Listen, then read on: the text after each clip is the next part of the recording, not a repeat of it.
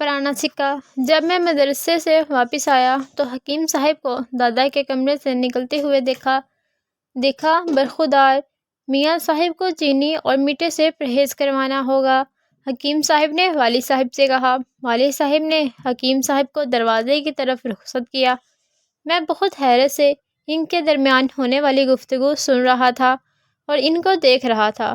حکیم صاحب کے جانتے ہی میں نے ابا سے پوچھا، حکیم صاحب کیوں آئے تھے؟ تمہارے دادا کی طبیعت خراب ہے، انہوں نے بتایا اور جلدی سے دادا کے کمرے میں چلے گئے۔ میں بھی ان کے پیچھے دادا کے کمرے میں چلا گیا۔ دادا جان بستر پر مزے سے لیٹے ہوئے گڑ کھا رہے تھے۔ والد کو آتا دیکھ کر گڑ تکیے کے نیچے چھپا دیا، مگر میں نے اور والد صاحب نے دیکھ لیا۔ دیکھیں ابا جی، اب آپ کو میٹھا نہیں کھانا چاہیے، حکیم صاحب نے سختی سے منع کیا ہے۔ والد نے دادا کے تکیے کے نیچے سے گڑ کی بڑی سی ڈیلی نکال کر مجھے دی اور دادا سے درخواست کی کہ وہ میٹھا نہ کھائیں۔ جاؤ یہ اپنی امی کو دے دو، ابا نے مجھ سے کہا، اور میں نے دیکھا کہ دادا کی نظریں دستور میرے ہاتھ میں موجود گڑ کی ڈیلی پر جمی ہوئی تھیں۔ میرے جانے سے پہلے ہی ابا کمرے سے چلے گئے۔ اس سے پہلے کہ میں کمرے سے نکلتا، دادا نے مجھے آواز دی، ارے میاں، یہ میری چیز ہے، واپس دو۔ نہیں دادا، حکیم صاحب نے منع کیا ہے، آپ کی طبیعت خراب ہے، میں یہ ماما کو دے دوں گا، وہ کوئی میٹھی چیز ہمارے لیے بنا دیں گی۔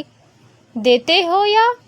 دادا نے غصے سے ہلکی آواز میں کہا۔ نہیں، میں بھی ٹھیٹھ بن گیا۔ ارے میاں، تم یہ 1 روپے کا سکہ لے لو اور میری چیز مجھے دے دو۔ ٹھیک ہے، سودا منظور ہے۔ میں راضی ہو گیا اور میں نے دادا کو گڑ کی ڈیلی دی اور دادا نے مجھے 1 روپے کا سکہ دے دیا۔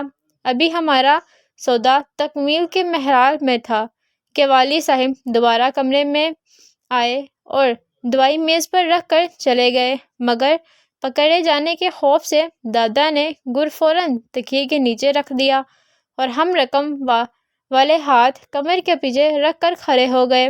اچانک سکہ ہاتھ سے چھوٹ کر نیچے گر گیا اور لڑکھڑا کر دادا کے بستر کے نیچے چلا گیا۔ والد صاحب کے چلے جانے کا اطمینان کر کے ہم جھک کر سکہ تلاش کیا، مگر نہ ملا۔ دادا کے بستر کے نیچے ہی ان کے بچپن سے جوانی تک نہ جانے کیا کیا سامان محفوظ تھا۔ کچھ سامان گتے کے ڈبوں میں تھا۔ کیا ہوا؟ دادا نے پوچھا۔ میں نے جھکے ہی جواب دیا، یہی اندھیرا بہت ہے، سکہ نظر نہیں آ رہا، کوئی لکڑی لاؤ یا لائٹ جگاؤ، دیکھو سکہ مل جائے گا، دادا نے کہا۔ میں چپکے سے ایک لکڑی تلاش کر کے لایا۔ دادا کے کمرے میں ٹارچ رکھی تھی، اس کی مدد سے بستر کے نیچے پیٹ کے بل گھس گیا۔ باہر صرف چپٹیں نظر آ رہی تھیں۔ جلدی تلاش کرو ورنہ کوئی آ جائے گا، دادا نے خدشہ ظاہر کیا۔ دیکھ تو رہا ہوں، مل ہی نہیں رہا۔ میں اپنے کپڑے خراب ہونے کی پرواہ کیے بغیر تلاشی لے رہا تھا کہ کسی کے آنے کی آہٹ ہوئی اور دادا نے جلدی سے میری نظر آنے والی چپلوں پر اپنا لفاف کر دیا۔ ابا جان، آپ نے منصور کو کہیں باہر بھیجا ہے؟ امی نے ہمارا مطالبہ کیا۔ نہیں تو شاید کسی دوست کے ساتھ باہر گیا ہوگا، دادا نے صاف جھوٹ بولا۔ امی چلی گئیں۔